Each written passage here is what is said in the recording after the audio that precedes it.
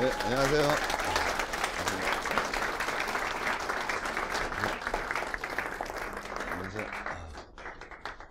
안녕하세요. 최진입니다. 반갑습니다. 안녕하세요.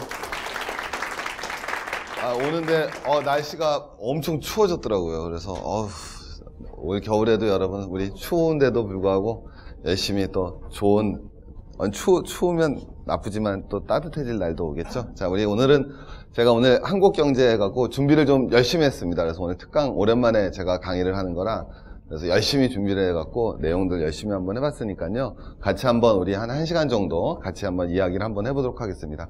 주제는 뭐가 되느냐? 제 아주 거시적인, 맨날 제가 여러분 미시적이고 재밌는 걸 했었는데 오늘은 좀 한번 좀 거창하지만은 한국 경제를 바라보는 관점이 기본적으로 비관론과 낙관론이 있을 겁니다. 그죠? 네. 우리 선생님은 어떻게 비관적으로 보세요? 한국 경제를 낙관적으로 보세요?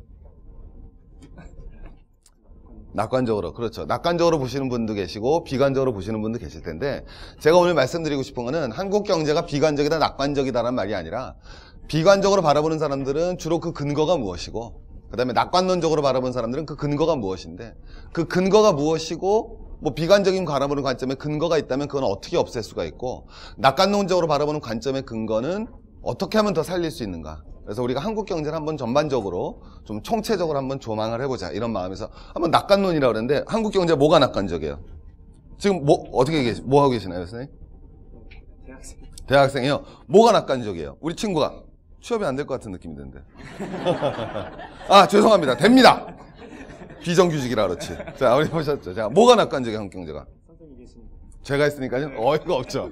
저는 저를 생각할 때마다 너무나 근데 저는 항상 학생들한테는 이런 얘기를 합니다. 뭐라고 그러냐면은 세상은 비판적으로 보지만 긍정적으로 살자. 이게 사실 프로모터거든요. 그래서 왜 비판적으로 봐야죠, 세상은. 이게 뭐 똑같잖아요. 잘하지만 그러나 우리 긍정적으로 살자. 이게 제 프로모터인데 우리는 한때 낙관적인 비관적으로 보시는 분도 계시나요? 한국 경제가? 어렵다. 선생님 한국 경제 어떠실 것 같아요? 저 낙관적으로. 어떤 점이 낙관적이에요? 아주 사람들 열심히 일하니까. 저도 그건 생각해요. 한국인들이 열심히 일하죠. 쉽게 얘기하면 노동시간이 엄청 많죠. 다르게 표현하면. OECD 국가 중에서 우리가 1등하는 게 엄청 많지 않습니까? 자살률, 이혼율, 실업률, 뭐 이런 거 다 1등이에요. 근데 그 중에서 1등하는 것 중에서 우리가 노동시간은 당연히 압도적으로 1등이죠. 그러니까 노동시간이 많으니까 사실 열심히 살 수밖에 없죠. 예. 근데 우리가 노동시간은 많은데요. 사실 두 번째 문제가 있습니다. 노동 강도가 강한 거에 대해서는 우리 스웨덴이나 복지국가는 어떻게 생각합니까? 노동시간이 우리에 비해서 어때요? 대단히 짧죠. 근데 노동 강도 대단히 강합니다. 우리랑 여러분 생각하는 거랑 달라요.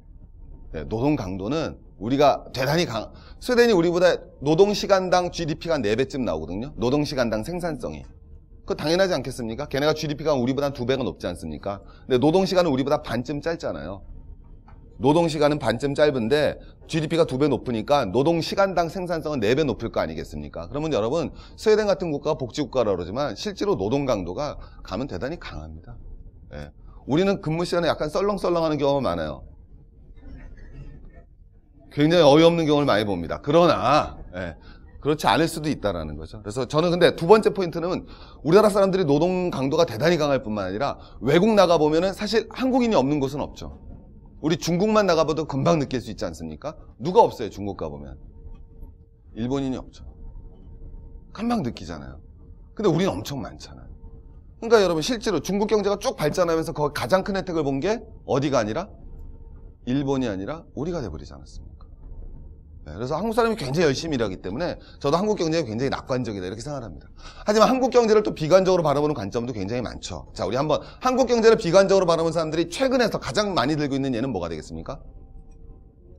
어떤 문제가 제일 심각하다고 그래요? 가계부채라고 그러죠. 가계부채가 으뜸이라고 합니다. 그러면 오늘 우리가 한번 도대체 가계부채가 어떤 면이 문제라고 하는 건지 우리 가계부채라고 우리가 선생님께서 말씀해 주셨죠. 한국 가계부채가 뭐가 제일 문제라고 생각합니까? 대출. 자기 스스로 어려우니까. 어려우시죠, 지금 대출 때문에? 아니요. 어렵진 않으세요? 전 대출 때문에 저는 아니요. 이런 얘기 하지 말아야지. 대출, 심각한 문제입니다. 그래서 저는 대출 많이 받았다가 한때 신용불량자가 생활했었는데, 대출은 심각한 문제죠, 젊은 시절에. 근데 어쨌든, 가계대출이 제일 문제라고 합니다. 또 한국 경제 문제점 또 뭘 들 수 있을까요? 고령화. 예. 제가 오늘 딱 두 가지 예를 갖다 들려고 그러는 겁니다. 자, 두 번째, 둘로 넘어가 보죠. 그래서 저도 딱 말씀드렸던 게, 우리 일반인과 다르지가 않습니다. 여러분하고 똑같이 한국 경제의 가장 큰 문제점으로 사실 가계부채와 두 번째 고령화를 듭니다. 근데 이제 하나하나씩 말씀드릴게요. 자, 먼저 뭐가 되냐? 가계부채나 고령화라는 거는 쉽게 병으로 치면 무슨 병에다 비유할 수 있을까요? 저는 이 병에다 비유하고 싶습니다. 당뇨병. 자, 당뇨병이란 건 좋은 병인가요? 나쁜 병인가요? 아니요, 전 굉장히 좋은 병이라고 생각합니다. 왜? 당뇨병으로 죽는 사람은 아무도 없죠. 네, 당뇨병으로는 죽지가 않습니다. 당뇨병으로는 절대 죽지가 않죠. 합병증으로 죽는 거죠. 다 아시겠지만. 노령화가 나쁘다 그럽니다. 근데 저는 사실은 경제 노령화는 굉장히 이상해요. 왜 나쁩니까? 고령화가 왜 나빠요? 젊은 층이 젊은 사람이 없으면 친구가 젊으니까 없으면 이상해 보이죠. 그건 친구 생각이에요. 생산성이 생산성이 떨어지니까. 친구가 나보다 생산성 높아요? 굉장히 아니죠. 왜냐하면 우리나라 지금 여러분, 한국인의 근로평균이 몇 살입니까? 44세에서 46세까지 올라가고 있습니다. 굉장히 높죠. 한국인의 노동하는 사람들의 평균 나이가 44에서 46세가 됐습니다. 거의 20몇 년 만에 10살이 높아졌어요. 그러니까 우리가 길을 걸어가다 일하는 사람 딱 보지 않습니까? 44세에서 46입니다. 지금 한국인의 생산성 낮습니까? 굉장히 높은 나라입니다. 그래서 우리가 고령화된다고 함부로 생산성이 낮다라고 얘기하는 거, 물론 언젠간 떨어지겠죠. 60대고 70대면 떨어지겠지만은 그렇게 만만히 떨어지는 게 아닙니다. 내가 친구보다 생산성 높아요. 자, 우리 생산성의 문제는 그렇다고 쳐봅시다. 그러면 고령화는요, 어떤 의미에서 경제에 대단히 좋습니다. 왜 좋을까요? 경제가, 그렇죠. 뭐라 그러셨습니까, 지금? 소비입니다. 노령화는요, 나쁜 게 아니라 노령화는 되게 좋습니다. 우리가 고등학교 교과서에 이런 게 나옵니다. 한 사람의 평균 소득 가설이라는 게 나옵니다. 소득 가설이란 건 얘가 0살이에요. 그래서 쭉 삽니다. 우리 80살까지 산다고 쳐봅시다. 90까지 삽시다. 100살 살래요. 자, 소득은 여러분 어떻게 되겠습니까? 처음엔 태어나면 소득 있습니까? 없습니까? 없죠. 그러다 젊은 시절에 소득이 확 늘었다가 소득이 나중에 떨어집니다. 자, 이게 소득 성향이라고 표현합니다. 반면에 소비 구조는 어떻게 되겠습니까? 소비 구조는 태어날 때부터 소비는 발생해야 하네요. 하죠. 기저귀 안 차셨어요? 왜 안 한다 그러십니까? 기저귀 차셨죠. 모유 드시더라도 또 저는 분유도 먹었습니다.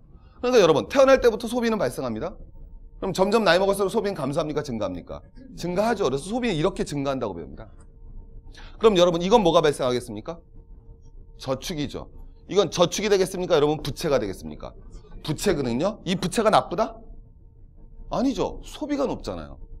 노인분들은 뭐가 되게 됐습니까? 기본적으로 소득보다 소비가 많은 사람입니다. 자본주의 경제가 발전하기 위해서는 기본적으로 뭐가 필요합니까? 우린 다 합니다. 한국 경제 지금 뭐가 안 되고 있어서 문제예요? 소비 안 하죠. 소비 안 하지 않습니까? 이 외투 24년째 입고 있어요. 이 안경 6년째 쓰고 계십니다. 소비가 안 되는 거예요. 한국 경제 말하잖아요. 지금 최근 어디도 안 된다 그럽니까? 백화점도 장사가 안 된다. 이렇게 나오죠. 재래시장은 말할 것도 없고 백화점도 장사가 안 된다. 이런 얘기들이 나오고 있습니다. 한국 사회 소비가 여러분 굉장히 부진하기 때문에 문제가 되는 거예요. 여러분, 기본적으로 다 나오지만 소비가 많이 발생해야지만 경제 선순환이 발생하는 거 아니겠습니까? 우리 케인즈도 얘기했지만 케인즈가 공황을 극복하기 위해서 제시했던 것이 바로 뭐가 되겠습니까? 소비의 증대죠. 소비가 발생해야지만 당연히 그만큼 실업자가 생산이 발생하게 되고 실업자가 줄고 경제 선순환이 발생한다는 건 가장 기본적인 겁니다. 그래서 노인이 많아진다는 거는, 노인은 소득 대비 소비 성향, 소비 성향이라고 그러죠. 소비 성향이라는 건 소득 대비 소비 아니겠습니까? 그게 낮다 높다? 높습니다. 그래서 노인들이 많아진다는 건 그 나라 자본주의 경제, 그 나라 시장 경제에 있어서 소비가 더 활발해져요. 소득보다 소비가 많기 때문에. 맞지 않습니까? 70쯤 되셨습니다. 소득 있겠습니까? 폐지 주스면 안 되겠죠. 그잖아요. 예, 있으면 연금소득이나 이자소득밖에 발생하지 않겠죠. 대신 소비는 뭐가 되겠습니까? 나이 들수록 활발해지기 때문에 자본주의 경제에 있어서 굉장히 중요한 소비를 담당할 수가 있습니다. 그래서 사실 고령화 자체가 경제 문제라고 얘기하는 건 대단히 어려운 문제입니다. 그런데 한국의 고령화가 최근 아주 이상한 성격을 보입니다. 자, 뒤에 표를 보여드리겠습니다. 이게 제가 여러분 이 표를 너무너무 찾고 싶었었는데 이게 궁금했었거든요, 개인적으로. 자, 이게 왜 재밌느냐? 요거 2008년이죠. 그 다음 요건 뭐가 돼야 됐습니까? 2012년. 4년밖에 안 지났습니다. 4년밖에 안 지났는데 요건 39세잖아요. 자, 요 4년 전에는 젊은 애들의 소비 성향보다 노인의 소비 성향이 더 높죠. 이게 정상이에요. 젊은 애들은 100원 벌어서 71원 쓰는 거 아닙니까? 이때? 4년 전입니다. 4년 전. 많이 오래된 게 아니에요. 근데 이때는 노인분들은 뭐 했다? 100원 벌어서 얼마 썼다? 78원 썼었죠. 4년 만에 역전이 됩니다. 4년 만에 역전이 됐습니다. 그래서 노인분들은 거꾸로 100원 벌어서 71원 쓰는데 젊은 애들은 100원 벌어서 74원 쓰는 거예요. 이게 굉장히 놀라운 일이죠. 왜? 교과서랑 완전 반대 일이 벌어진 거예요. 그래서 최근 고령화가 문제가 된다는 건 고령화 자체의 문제가 아니라 노인층의 소비 성향이 확 떨어졌다는 거죠. 이해하시겠습니까? 오히려 젊은 층은 소비 성향이, 노인층과 젊은 층의 소비 성향이 역전됐어요. 그러면 고령화가 시장 경제 체제에서 소비를 촉진시킴으로써 경제 윤활유 역할을 하는 것이 아니라 오히려 소비를 하지 못함으로써 경제에 부담이 될 수 있는 것으로 현실적으로 나타났다는 거죠. 이유는 뭐겠습니까? 노인의 저축이 낮아졌죠. 자, 왜 저런 일이 발생했겠습니까? 한번 해보겠습니다. 우리 경제로. 왜 문제가 발생했을까요? 첫 번째, 양극화. 우리는 무조건 전가의 보도로 양극화를 휘둘러야 됩니다. 양극화! 무슨 문제야? 양극화! 무슨 문제야? 양극화! 원인은 누구야? 전적! 자, 이러면 나온다. 양극화 문제도 있겠지만, 아니, 우리 경제입니다. 경제! 저금리. 노인들의 기본적인 소득은 무슨 소득입니까? 이자 소득이잖아요. 저금리 기조로 들어가니까 소득이 줄어들지 않습니까? 소비는 쉽게 못 줄이니까 소비 성향이 팍 이해되시죠? 불안한 거예요, 이게 노인들이. 이해가시겠습니까? 어쨌든 노인들이 소비 성향이 떨어지면서 한국 사회에서 노인들이 소비의 중심이 아니라 고령화라는 당뇨병이 뭐로 발생한다? 고령화 자체 문제가 아니라 그렇죠. 네. 그것이 다른 합병증의 요인에서 한국 경제에 부담을 줄 수 있는 고령화 문제가 발생한다는 거죠. 그래서 노인층들에게 어떻게 소비를 활성화시킬 수 있는가? 이런 문제들이 나오겠죠. 자, 오늘은 근데 사실은 본격적으로 다루고 싶은 문제는 노령화의 문제가 아니라 두 번째 나오는, 뒤로 넘어가 볼까요? 바로 뭐가 되겠습니까? 가계부채 문제입니다. 우리 가계부채가 얼마나 오릅니까? 지금 전부 다? 천조시대라 그러죠. 네. 그럼 먼저 가계부채가 심각하고 얘기하는 사람들의 주장을 들어보겠습니다. 가장 먼저 심각한 이유가 뭐라고 그랬습니까? 첫 번째, 숨겨진 가계부채가 있다는 거죠. 1000조를 넘는다고 합니다. 가계 신용 총액이 980조라고 나오는 겁니다. 1000조라고 얘기하는 거죠. 가계 신용은 뭘까요? 가계 신용이라는 건 가계 부채 플러스 활부금입니다. 그죠? 우리 활부 수도 없이 지르시죠. 그죠? 카드 몇 개월로 끊어드릴까요? 12개월. 이게 나오는 거죠. 그래서 우리가 가계부채 플러스 활부가 나오는 건데, 숨겨진 가계부채가 있다. 그래서 어떤 사람들은 이렇게 주장합니다. 야, 한국의 가계부채는 1500조다. 그럼 그 500조의 비밀은 어디서 나오겠습니까? 1000조랑 1500조는 느낌이 확 다르죠. 왜? 1000조는 뭐가 되느냐? 우리나라 GDP가 1200조쯤 되는 거니까 GDP보다 작은 거란 말이에요. 근데 1500조가 딱 되면 GDP보다 확 커져 버리는 거죠. 그 얘기는 내가 1년 벌어서 갚을 수 있느냐 없느냐거든요. 그 빚을. 내가 소득이 3천만 원인데 빚이 2천만 원이다. 좀 느낌이 어때요? 상큼하죠? 근데 소득이 3천인데 빚이 4천이다. 어때요? 약간 덜덜하죠? 똑같거든요. GDP라는 건 1년 소득보다 현재 내 빚이 많냐 적냐인데 그 경계점을 이룬단 말이에요. 어쨌든 느낌상으로도. 그럼 500조는 도대체 무슨 빚을 말하는 걸까요? 전세도 들어갈 수 있지만 사실 전세는 또 문제가 아닙니다. 전세도 문제일 수 있죠. 근데 전세 또 문제가 아닌 이유는 뭡니까? 집 팔면 되거든요. 전세가 문제가 되는 건, 부채는 왜 문제가 됩니까? 부채도 마찬가지로 제가 당뇨병이라고 이해했던 이유고, 절대 부채 자체는 문제가 되지 않습니다. 갚을 수 있으면. 그죠? 네. 제가 조교한테 지금 120만 원 빚지고 있습니다. 문제일까요? 어이없죠. 네, 어이없습니다. 오늘 강의 끝나고 강의료로, 농담이고요. 절대 안 줍니다. 오마이너스는. 자, 그럼 뭐가 되느냐? 사실을 말할 뿐입니다. 자, 뭐가 되느냐? 여러분, 제가 다음 말씀드리면 부채는 갚을 수 있으면 문제가 안 되는 거예요. 그래서 전세 자금은 실질적으로 넣더라 하더라도 문제가 안 될 수가 있습니다. 왜? 갚을 수 있거든요, 전세는. 물론 요새 전세금이 너무 높죠. 그래서 깡통 전세가 나오고 있지만 그건 문제가 되는 거죠. 하지만 기본 전세는 집 팔아서 갚으면 되지 않습니까? 자영업자 부채입니다. 자영업자 부채 왜 안 잡히겠습니까? 금방 나오잖아요. 자영업자는 뭘 갖고 있습니까? 회사를 갖고 있죠. 그럼 대출 받을 때 자기 이름으로 받아요? 회사 이름으로 받습니까? 예, 그럼 그건 기업 부채가 되죠. 근데 실질적으로 기업 부채입니까? 가계 부채입니까? 예, 그게 안 잡히는 거예요. 그럼 그건 다른 나라도 문제가지 않습니까? 라고 딱 나오지 않습니까? 예, 다른 나라도 문제일 수 있지만 우리나라가 더 큰 문제죠. 왜? 다 아시지 않습니까? 예, 한국은 자영업자 비율이 높기 때문이다. 금방 나오는 겁니다. 그래서 우리가 가계부채의 심각성을 얘기하는 사람들이 한국의 가계부채는 일단 천조 자체도 위험한데 알고 보면 여기엔 자영업자 부채가 안 잡혀있다. 한국은 자영업 비율이 대단히 높은 나라이기 때문에 실질적으로 자영업 부채까지 갈 경우는 1500조까지 갈 수 있다. 문제가 아니겠느냐 딱 나오는 거죠. 자, 두 번째로 예를 드는 것은 바로 우리가 언제부터 가계부채가 확 늘어나냐? 2004년부터 늘어납니다. 신용카드 민직이 터졌었죠. 그리고 나서 가계부채가 쭉쭉쭉 늘어납니다. 그래서 뭐라 표현하느냐? 가처분 소득 대비 가계부채 부채입니다. 가처분 소득은 말할 그대로 여러분 제가 처분 가능한 소득. 내가 실제로 처분 내 마음대로 쓸 수 있는 소득이죠. 내 소득에서 세금과 고정금융비용을 뺀 겁니다. 그거분의 무슨 비채? 가계부채 비율 있지 않습니까? 미국이 언제 터졌다? 서프라임 모기지 이름이 저게 몇 프로일 때? 130%일 때 터졌다 그럽니다. 130%일 때 미국이 터졌다 그러죠. 근데 우리는 2008년 금융위기 때 130%에서 지금은 160%가 넘었다고 얘기합니다. 그래서 우리가 실제로 알고 보면 뭐라 표현하는 겁니까? 가계부채가 1500조고 그 다음에 우리는 지금 미국보다도 신용위기가 더 큰 상태야. 즉 가처분 소득보다의 가계부채의 비중이 훨씬 더 높기 때문에 한국의 가계부채가 대단한 위기지라고 얘기합니다.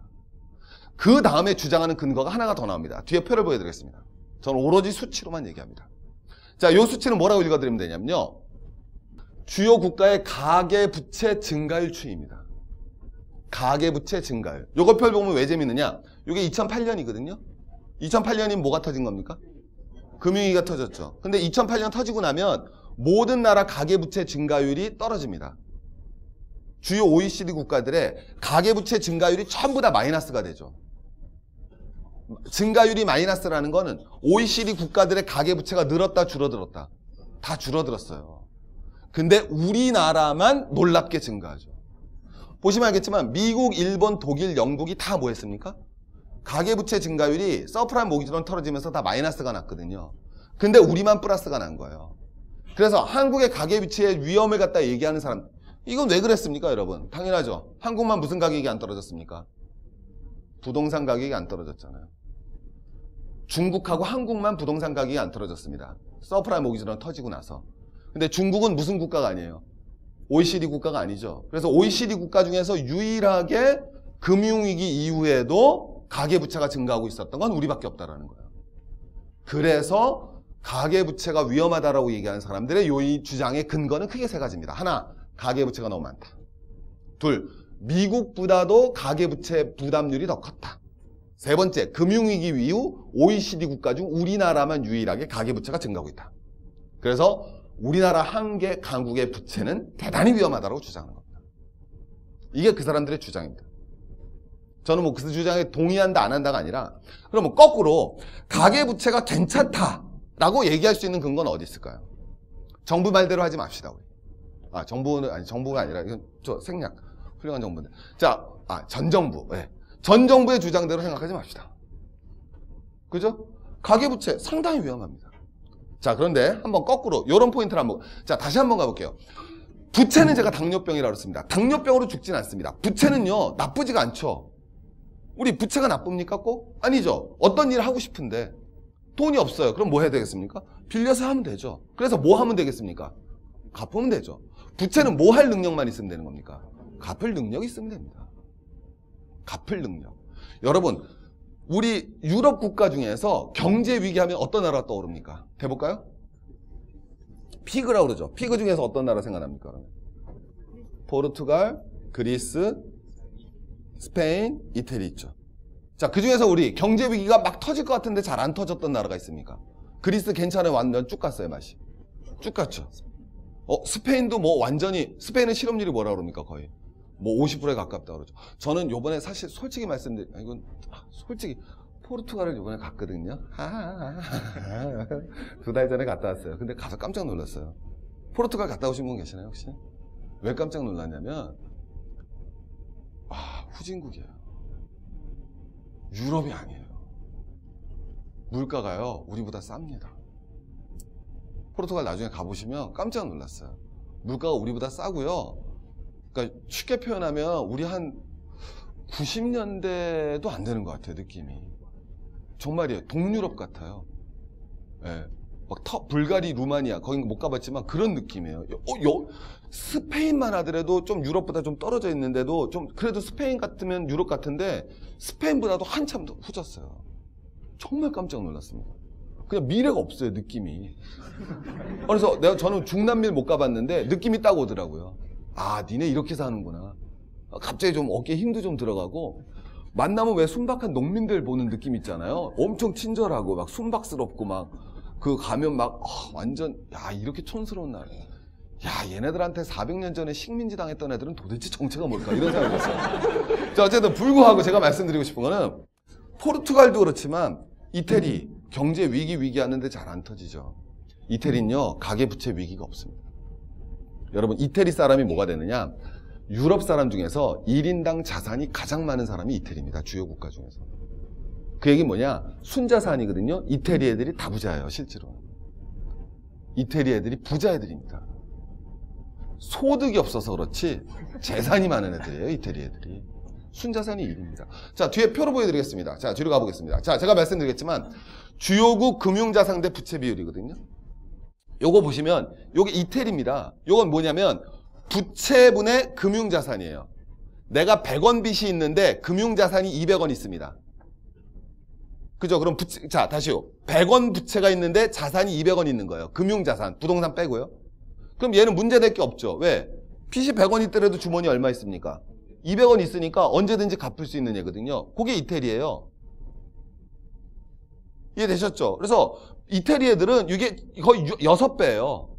빚이 100원 있어요. 근데 가게가 600원의 돈이 있는 겁니다. 그러니까 이태리는 아무 문제가 없어요. 그래서 이태리는요, 나올 때 뭐냐면요, 정부 문제가 되는 거죠.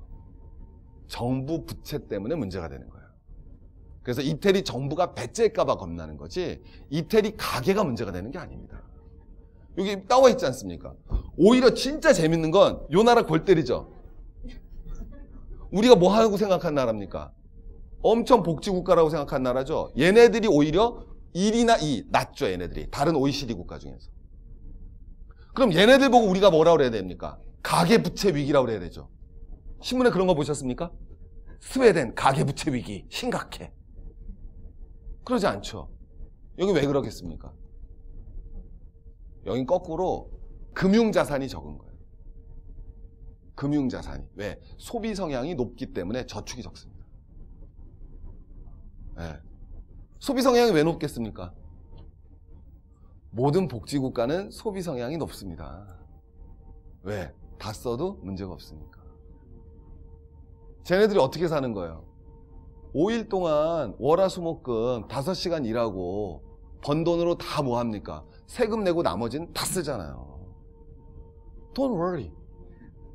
네. 왜? 국가가 그 돈의 일부를 모아서 나중에 돌려줄 테니까. 저축률이 제일 높은 국가가 어딥니까? 저축률 지금 1등하는 국가 어딥니까? 차이나. 못 쓰는 거예요. 우리나라 와서 화장품 많이 산다고요? 이건 관광 와서 사는 거고요. 중국 애들 어떻게 저축을 안 합니까? 벌면 저축해야죠. 어떻게 될지 모르는데. 우리 70년대 여러분 어땠습니까? 그랬잖아요. 버는 촉촉 뭐 했습니까? 저축하지 않았습니까? 그래서 여러분, 얘네들 보고는 가계부채 위기라고 얘기를 하는 게 아닙니다. 근데 여러분, 우리가 여기 있거든요. 여기 있다란 말씀은 뭐가 되느냐? 한국도 이게 이쯤 됩니다. 이쯤 된다는 얘기는 나머지 국가 더 낮은다고 그랬는데, 한국 역시도 부채가 100원이면 금융자산이 200원 있다는 거예요. 그래서 이런 면에 대해서는 한국의 부채 비율이 높지만 갚을 능력이 있을 수도 모른다라고 얘기하는 겁니다. 특히 더 중요한 걸 보여드리겠습니다. 바로 이겁니다. 여러분, 빚은 누가 집니까? 자, 우리 한번 말씀드릴게요. 자, 난 빚이 있다. 빚 손드신 분 보셨죠? 정장 딱 럭셔리 하시잖아요. 자, 우리 한번 가보겠습니다. 우리 친구 빚 있어요? 없어요. 누가 이 친구한테 돈을 빌려줍니까? 월 평균 소득이 얼마예요? 없죠. 다시 말씀드리지만 부채가 많다라는 거는 잘 사는 사람들입니다. 그래서 우리나라도 마찬가지지만 특히 우리는 더 심한데 소득 분위별, 여기 제일 가난한 분들이죠. 여기는 뭐가 되겠습니까? 5분이 제일 부자분들이죠. 그래서 우리나라는 여러분 부채들이 특히 4분위와 5분위에 집중되어 있습니다.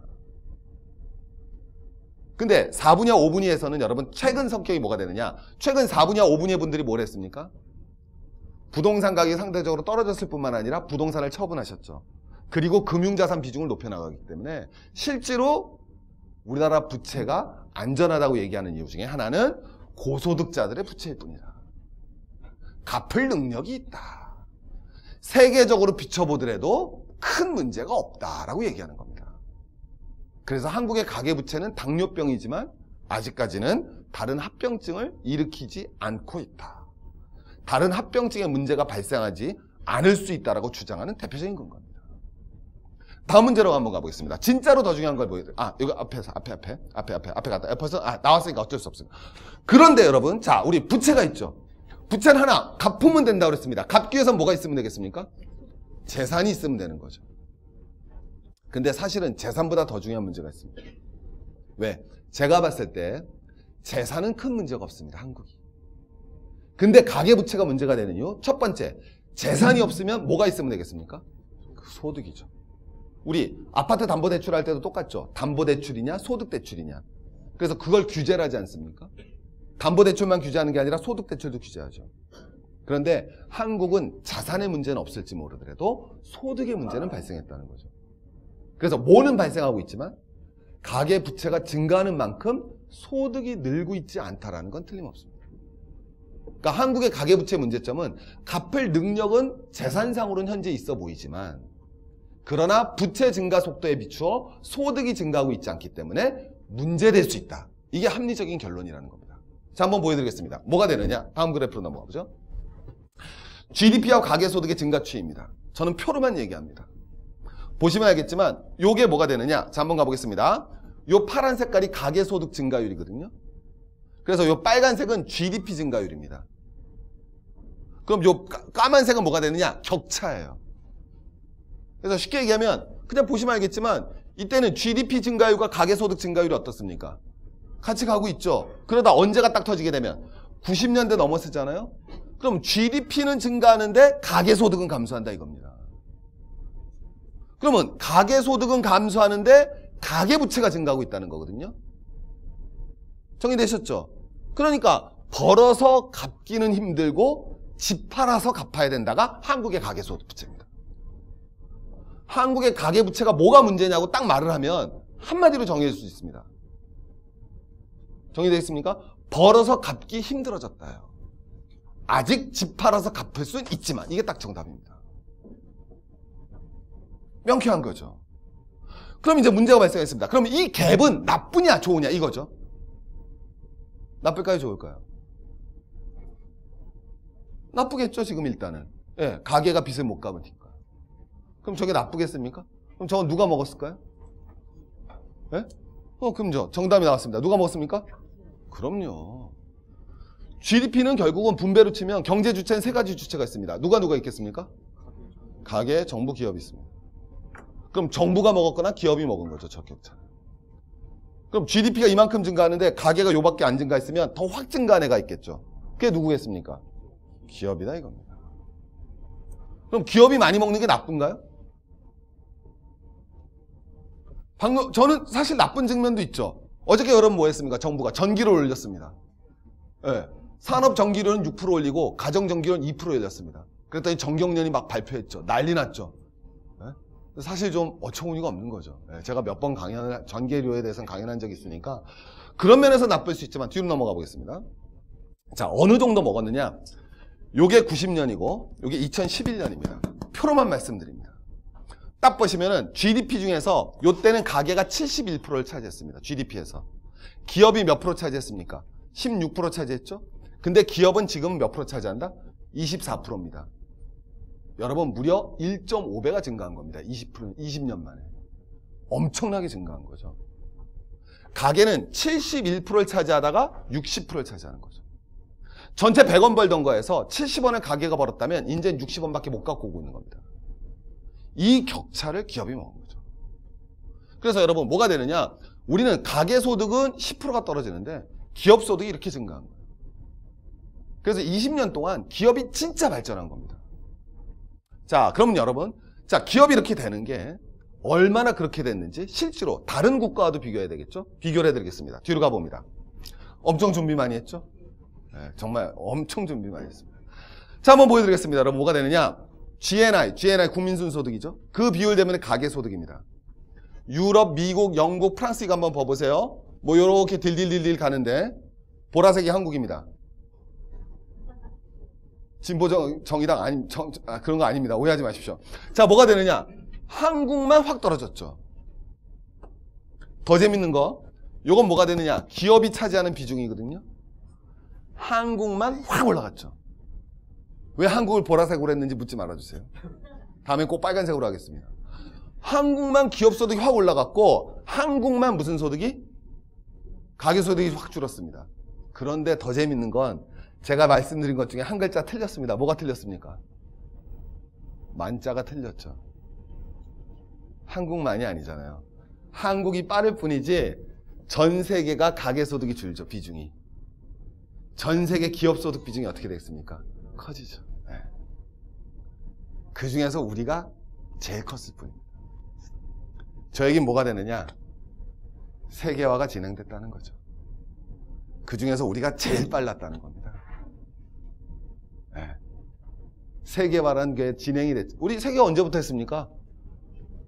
김영삼 대통령 때부터 했죠. 네. 김영삼 대통령 집권하시면서 처음 글로벌라이제이션이라는 용어가 나왔었고, 저 그때가 한참 공부할 때인데 글로벌라이제이션 어떻게 바라볼 것인가 가지고 교수님들 토론할 때 저도 같이 세미나 참석했던 기억이 납니다. 그런데 그 세계화가 진행되면서 저에겐 따르게 얘기하면요, 저건 꼭 나쁜 것만은 아닙니다. 자, 왜 그렇게 되냐? 기업 순소득이 저렇게 확 증가하고 가계소득이 저렇게 감소했다는 얘기는 세계적인 차원에서 봤을 때는 뭐라고 표현할 수 있느냐? 소득은 결국 노동소득과 자본소득으로 나눠볼 수 있습니다. 전체 세계소득에서 무엇이 차지하는 비중이 커졌다? 자본소득의 비중이 커지고 있다는 겁니다. 칼 마르크스적 표현을 따르면 자본의 유기적 구성의 고도화가 급속히 이루어지고 있다는 거죠. 전체 이제는 당연하지 않습니까? 옛날에는 주물공장입니다. 주물공장 차리면요, 사람이 가서 뭐예요? 쇠망치로 두들기죠. 그러면 거기에는 뭐예요? 전체 자본분의 노동 비중이 컸다 이겁니다. 근데 지금은 자동차 경장으로 바뀌어 나가니까 주물공장이 없어지는 거죠. 네, 노동 비중보다 자본 비중이 커지는 거예요. 그래서 자본이 급속히 고도화되고 있습니다. 그 자본 구성의 고도화에 가장 큰 앞장섰던 데가 어디다? 바로 한국이라는 거죠. 그 얘기는 긍정적으로 말하면 한국 기업의 자본 구성이 고도화됐다는 거예요. 유기적 구성이 앞서갔다는 겁니다. 한국 제조업이 무서운 속도로 성장했다는 거죠. 한국 제조업 기틀이 굉장히 단단해졌다는 얘기입니다. 긍정적으로 말씀드리면. 세상의 모든 건 긍정과 부정의 측면이 있지 않습니까? 그죠? 예. 네. 그거 제일 빨랐다는 겁니다, 한국이. 그러니까 우리가 감정적으로, 윤리적으로, 제가 제일 적하는 게 감정적, 윤리적 접근이 아니라 척표가 딱 보여주는 겁니다. 자, 그러면 이제 뒤로 한번 가보겠습니다. 자, 그럼 가보면 다음 포인트는 뭐가 되느냐? 원래 이제 문제는 뭐가 되겠습니까? 가계부채 문제니까. 자, 그러면 가계소득이 어떻게 증가했는가 보여드리겠습니다. 자, 먼저 기업소득하고 무슨 소득? 가계소득을 비교해 보시면 금방 나오시겠죠. 어디 소득은 확 늘었습니까? 기업소득이 10% 늘 동안 가계소득은 5.8%가 늘었습니다. 자, 가계소득이 5.8%가 늘었는데요. 우리 얼마나 이 숫자로만 봐도 재밌지 않습니까? 숫자는 원래 딱딱하고 어려운 건데 절대 아니라니까요. 숫자는요, 막 이해하면 너무 재밌습니다. 왜냐면 이거는 뭐, 이건 그냥 뭐 반박할 수가 없어요. 20년 동안 기업이 잘 나간 거예요, 이거. 10%씩 성장했어요, 얘네들. 그동안 가계는 5%밖에 성장을 못했습니다. 근데 이 5% 성장하는 것 중에 가계소득을 차지하는 게 임금과 영업이익과 순이자가 있거든요. 근데 뭐는 그래도 좀 늘었다. 예. 근데 임금이 늘긴 늘었는데 무슨 성장률보단 느려요? 기업소득 성장률보단 느리죠. 이건 기업이 번 돈 중에서 노동자가 차지하는 몫이 점점 뭐해졌다? 작아졌다는 걸 의미합니다. 한마디로 노조가 약화됐다, 이렇게 얘기할 수 있죠. 그죠? 그래서 20년 동안 이런 걸 딱 보면 뭐라고 예측할 수 있느냐? 딱 나오는 거죠. 이 나라의 노조 가입률이 20년 동안 떨어졌을 거야 라고 번역할 수 있습니다. 아주 간단합니다. 그렇게 번역할 수 있습니다. 무슨 나라인지는 모르겠지만 이 나라에 20년 동안 노조 가입률이 떨어졌을 거야 라고 얘기할 수 있습니다. 이건 뭐라고 해석할 수 있을까요? 그렇죠. 뭐라고 말씀하셨습니까? 선생님, 우리 컴퓨터 계신 분 뭐라고 하셨습니까? 자영업자 좆됐다. 죄송합니다. 사랑합니다. 자영업자 막갔답니다. 한결 완화된 표현이죠. 영업이익은 자영업자가 하는 거니까. 그럼 여러분 뭐가 되느냐? 거꾸로 얘기하면 20년 동안 그나마 회사에 붙어있는 월급쟁이는 괜찮지만 자영업자는 박살났다는 거죠. 그래서 최근에 뭐라고 그럽니까? 점점 더 월급쟁이가 되기가 훨씬 더 힘들어졌겠죠. 뭐라고 표현할 수 있습니까? 이 나라는 월급쟁이가 옛날만 못하지만 그래도 월급쟁이를 원하는 사람들이 더 늘었다 하죠. 이 나라 신문기사예요. 20년 동안. 이걸 분석을 하면 그렇게 나옵니다. 옛날만 월급쟁이가 못하지만 옛날보다 대기업 다니는 거 별건 아니지만 하지만 대기업 취업하긴 더 힘들어졌겠는걸? 딱 나오지 않습니까? 다 번역할 수 있어요. 이건 뭐라고 번역하면 되겠습니까? 아까 말씀드렸습니까? 저건 뭐라고 번역하면 되겠습니까? 금리가 떨어졌겠군이죠. 가계가 순이자가 줄었다는 얘기는 금리가 떨어지고 또 하나는 뭐가 되겠습니까? 부채가 늘어났겠군이죠. 그러니까 순이자가 줄어들지 않습니까? 마이너스가 난 거죠. 야, 대출 엄청 받은 놈들 많겠어. 집 때문에 받았으면 하우스 푸어 됐겠군. 딱 나오는 거죠. 노인들 살기 힘들어지겠는데 금리가 떨어져서라고 나오는 겁니다. 그러니까 요 표만 보면 20년 동안 한국에 무슨 일이 벌어졌는지 나오는 거예요. 야, 기업 잘 나갔겠다. 주식 쌓아놓을 걸. 국민들이 체감하는 경제 지표는 나빠졌겠지만 주가는 떨어지지 않았겠는데 딱 나오지 않습니까? 또 2000포인트 미만 자살 뭐 이런 얘기 좀 그만 얘기하시고요. 이 표에 다 나오지 않습니까? 나머지 아까 설명드렸던 얘기는 더 말씀 안 드리겠습니다. 첫 표에 다 있는 거예요.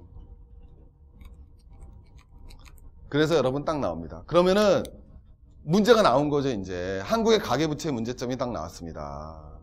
임금이 떨어지고요. 자영업자 장사가 안 되고요. 그 다음에 뭐가 되겠습니까? 금리가 낮은데 하우스를 비롯한 대출자들의 대출이 크게 늘었다가 한국 경제 가계부채의 본질이다라고 우리는 잡아낼 수 있는 겁니다. 자, 그럼 또 뒤로 한번 가보겠습니다. 뒤로 가보면 그럼 이제 결론이죠.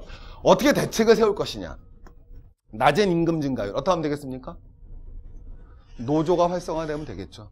케인즈식의 대압책이 발생하면 될 겁니다.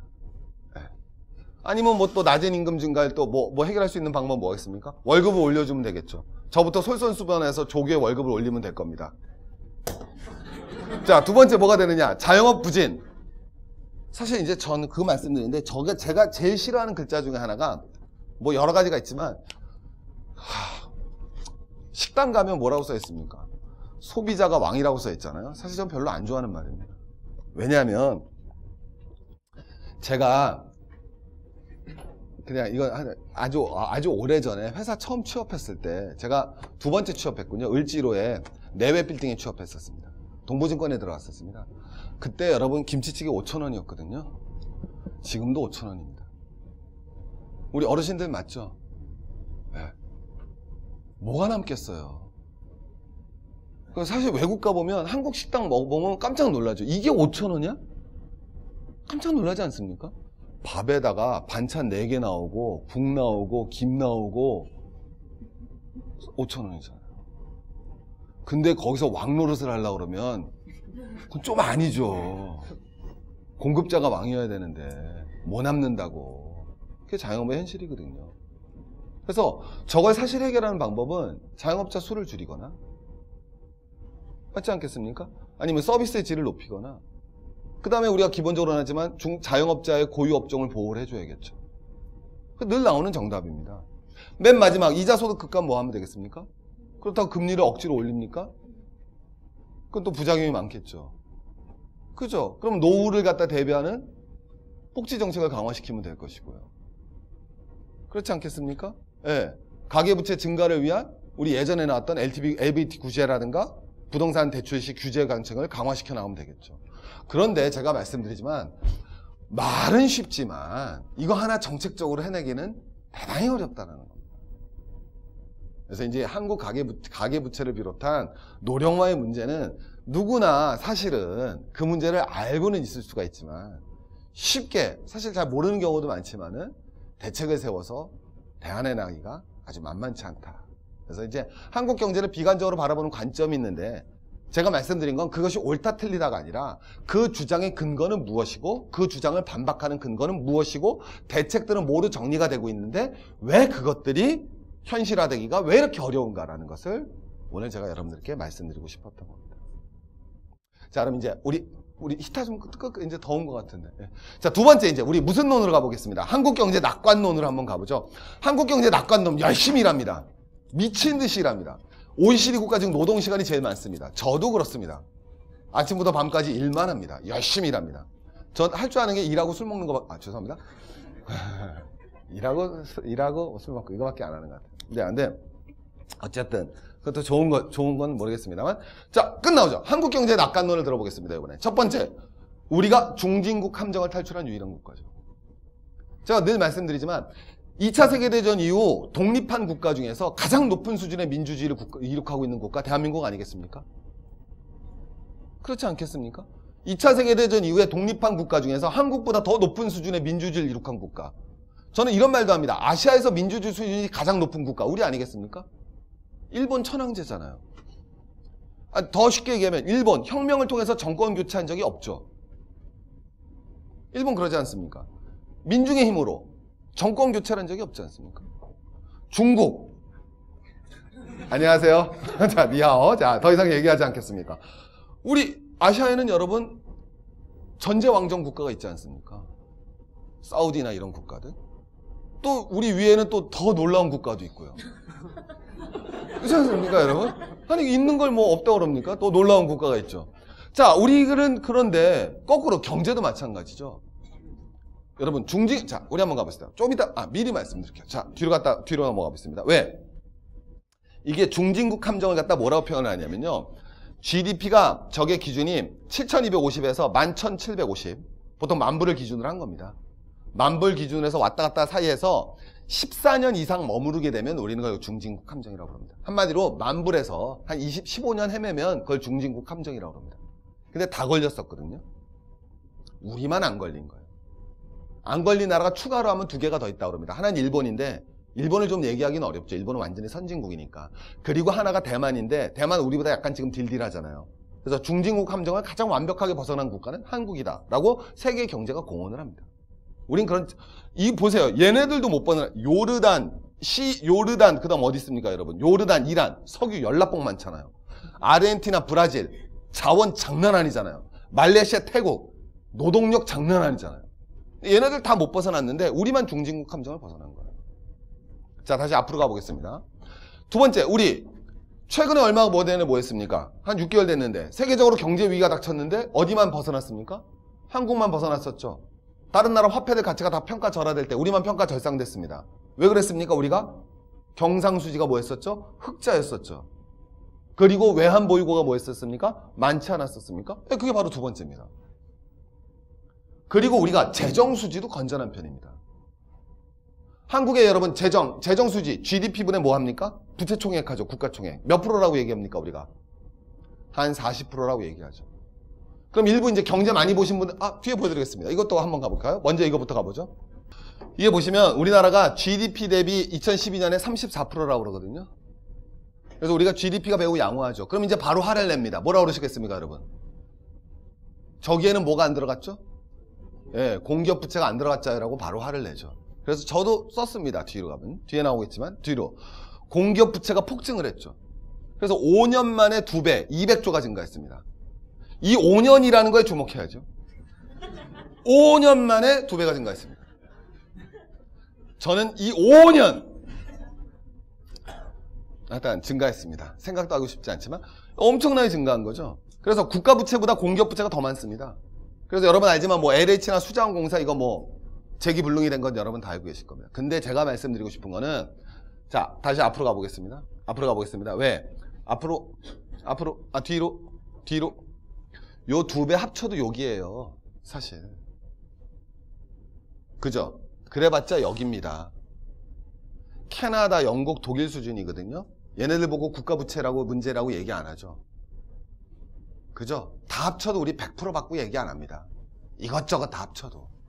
100% 넘는다고는 잘 안 하죠. 근데 보통 200% 넘어야 위기다. 뭐 이렇게 얘기하지 않습니까?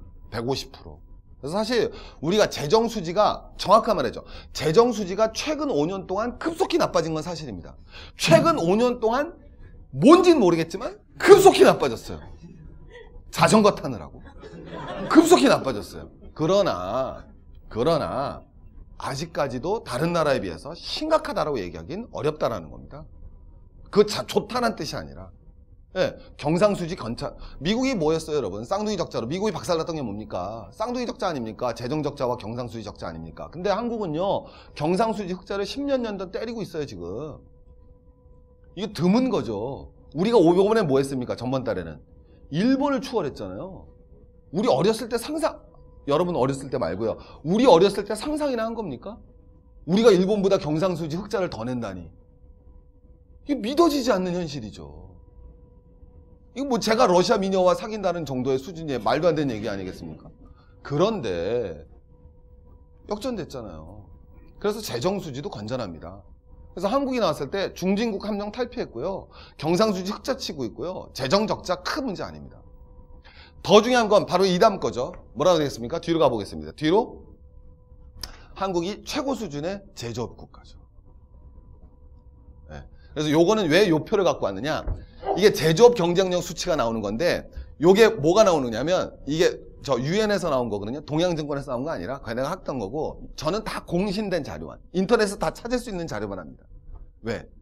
저희 스스로 자료를 만들 능력이 없기 때문에 다 베낍니다. 근데 여기서 재밌는 건 뭐냐면 얘네들이 왜 재밌느냐. 얘네들은요 보통 경쟁력 하면 어떻게 뽑습니까? 막 추상적으로 뽑잖아요. 뭐 누가 1등 어떻게 하고 뭐 할 것 같은 뭐 설문조사하고 그러는데 여긴 그게 아니라 순수하게 다 자료로 뽑습니다. 매출, 투자 금액, 부채 비율 그걸 점수로 매겨서 뽑는 거거든요. 그러니까 맞든 안 맞든 되게 객관적인 국가입니다. 근데 우리가 4등이에요. 제조업 강국으로. 얘네가 4등을 꼽습니다. 유엔에서는 대한민국 제조업이 전 세계에서 4등으로 보는 거예요. 우리 위에 있는 거 일본, 독일, 미국밖에 없어요. 나머지 다 귀염둥이 스키다시예요.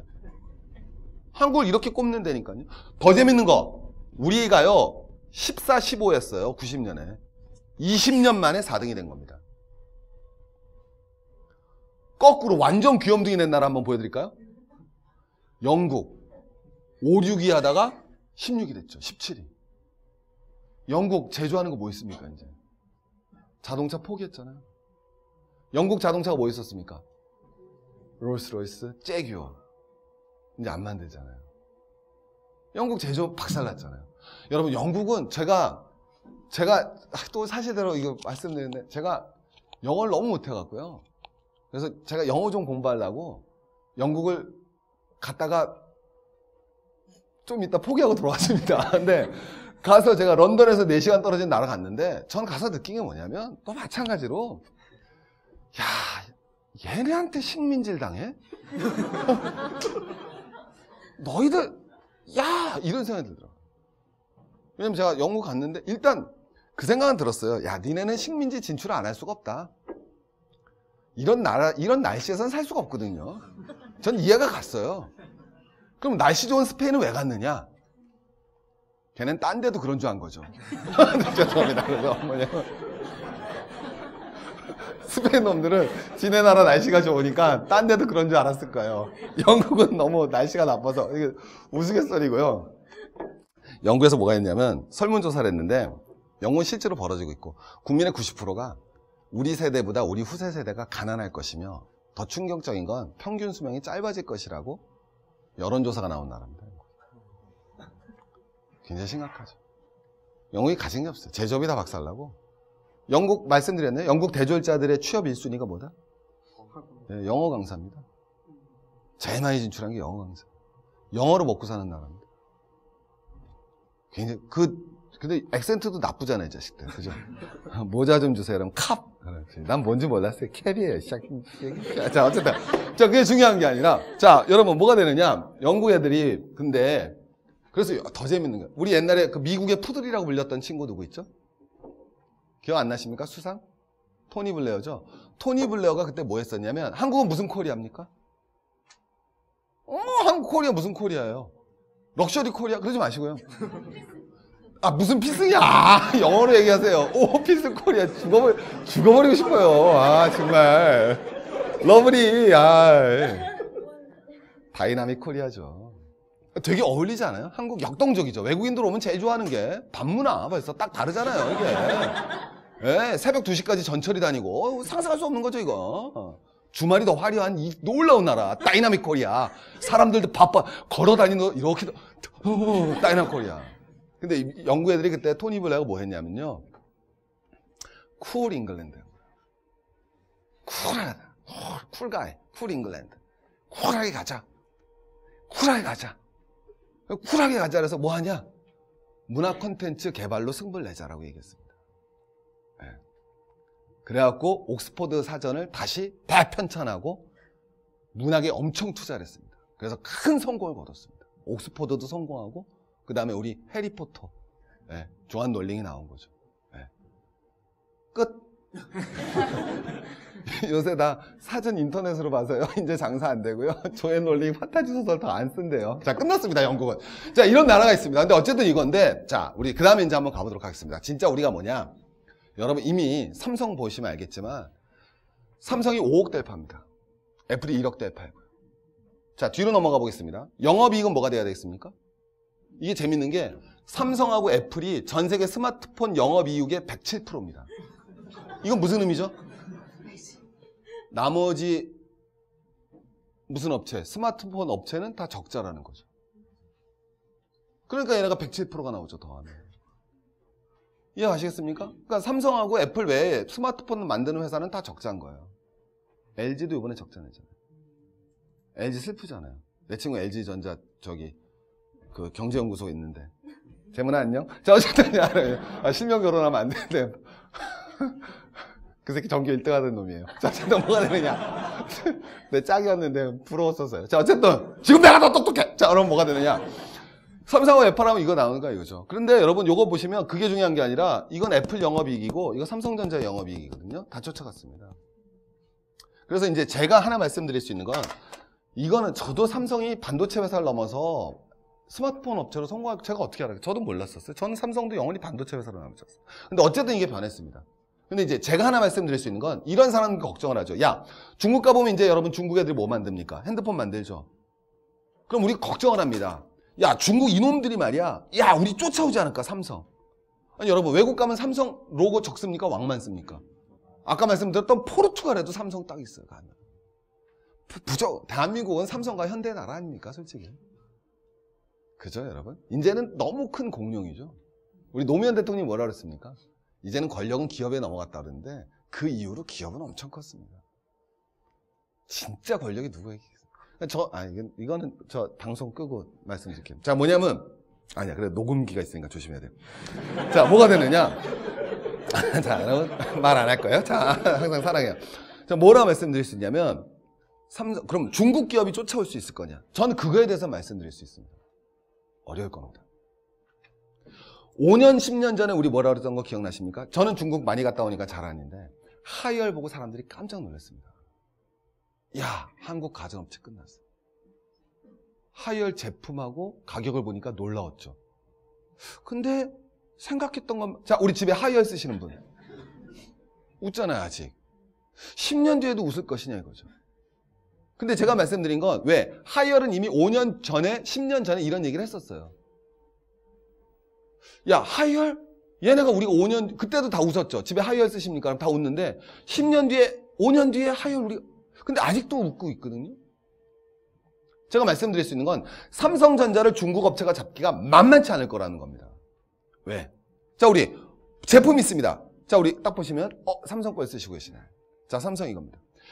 제품의 경쟁력은 크게 세 가지에서 나올 수 있겠죠. 첫 번째, 가격 경쟁력이죠. 가격 경쟁의 가장 큰 건 뭐가 되겠습니까? 인건비죠. 인건비 아니겠습니까? 두 번째, 가격 경쟁을 가지기 위해서 뭐가 필요합니까? 규모의 경제가 있어야죠. 그 다음에 세 번째는 기술 수준일 겁니다.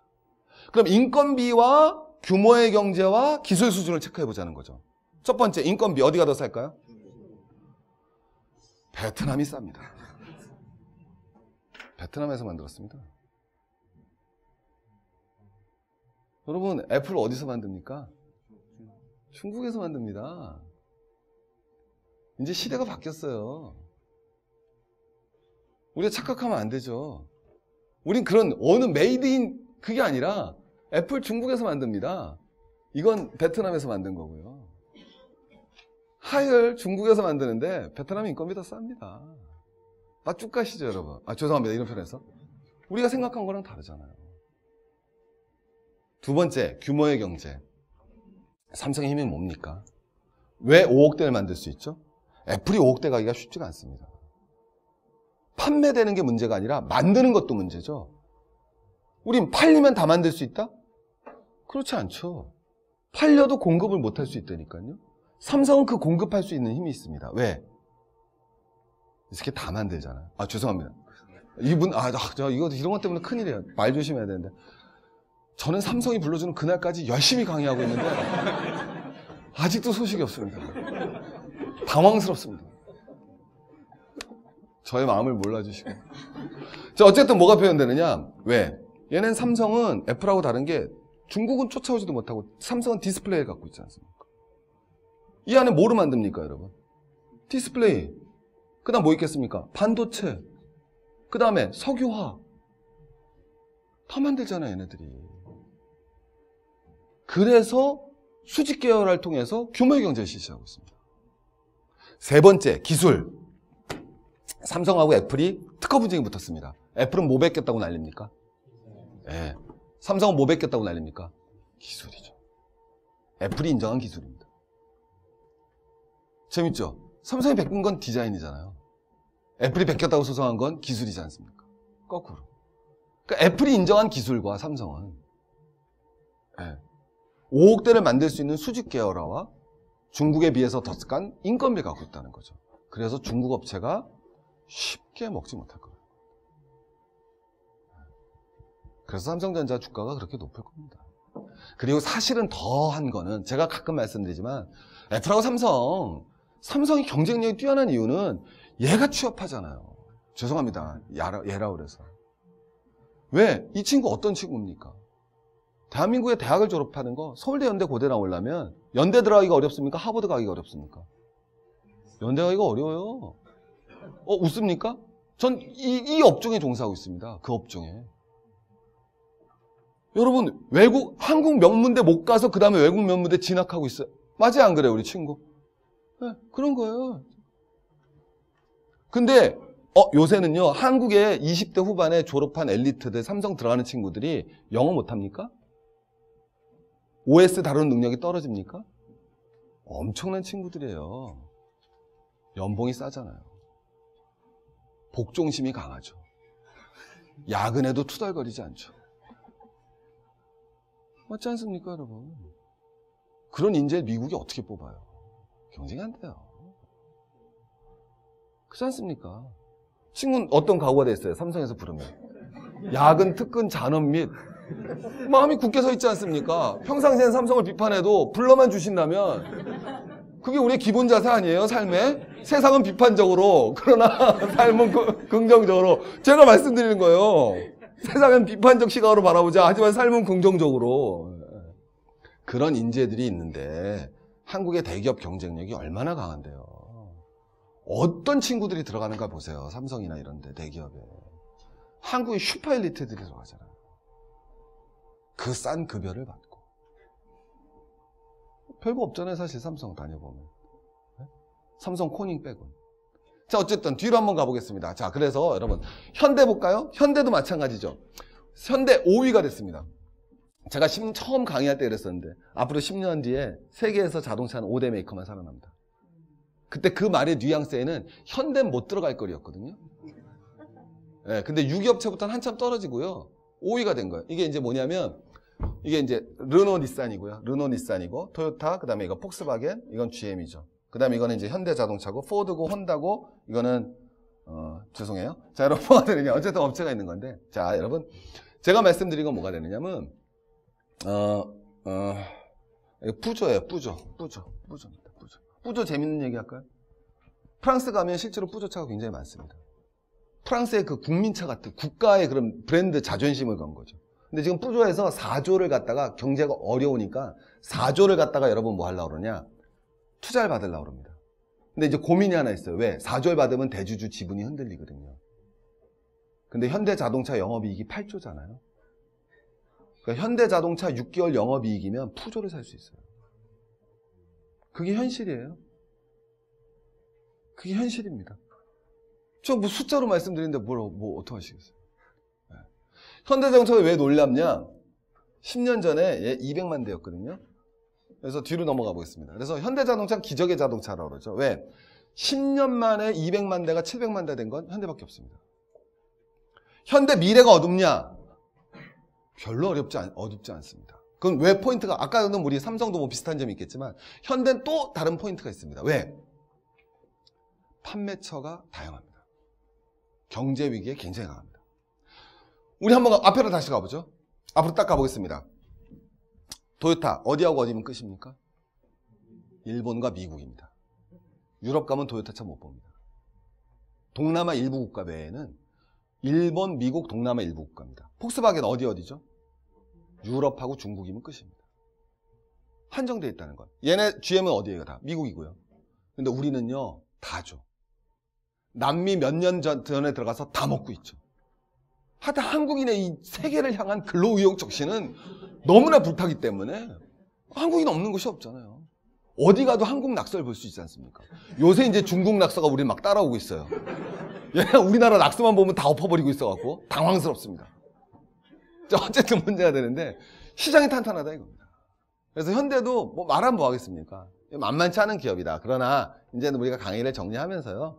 하지만 여러분 다 아시는 얘기를 이제 가도록 하겠습니다. 뒤로 넘어가서 앞에서도 말씀드렸지만 하지만 우리가 다 알지만 이게 삼전하고 현차의 나라죠.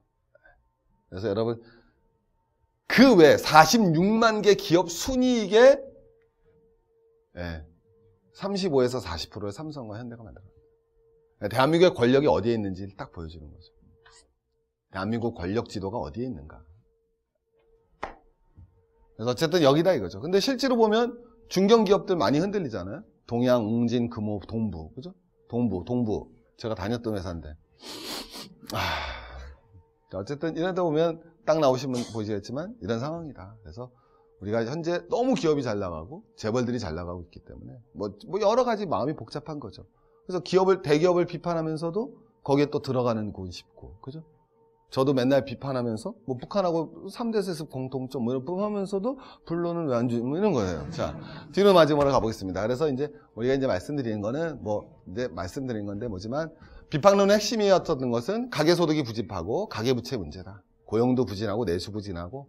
하지만 낙관론은 세계 최고의 제조업 경쟁력. 왜냐하면 제가 말씀드리는 게 저도 한국 경제를 굉장히 낙관적으로 보는 편입니다. 왜? 영국이 낙관적이냐 우리가 낙관적이냐? 우리가 낙관적이죠. 한국보다 경제가 낙관적인 곳 한번 대보자는 거예요. 거꾸로. 만만치 않거든요. 일본이 우리보다 낙관적이에요? 그 느낌 딱 안 오잖아요. 미국도 그렇게 만만해 보이지도 않고 EU도 그렇고 중국이야 뭐 낙관적이라도 하여튼 가긴 싫고 거긴 느낌이 오잖아요. 이게 딱 느낌이 있기 때문에 한국 경제가 굉장히 근데 거꾸로 굉장히 위험하다 이거죠. 그러나 너무 그러니까 굉장히 재밌는 거예요 정말. 저도 궁금한 게 이 한국 경제가 어떻게 갈지 정말 너무너무 궁금한 이런 면을 갖고 있다는 거죠. 그래서 우리가 나오겠지만 뭐 남아는 건 대기업과 중소기업, 그다음에 수출과 내수, 그다음에 양극화 문제 해소가 한국 경제가 얼마나 더 갈 수 있는가를 정치권과 우리 모두가 합의해서 만들어내야 될 점인데 그런 걸 위해서는 한국 경제를 너무 일면적으로 부정적으로 보거나 너무 일면적으로 긍정적으로 볼 필요는 없지 않는가라는 거를 여러분 오늘 말씀드리면서 오늘 강연을 마치도록 하겠습니다. 열심히 준비했습니다, 여러분. 감사합니다. 고맙습니다.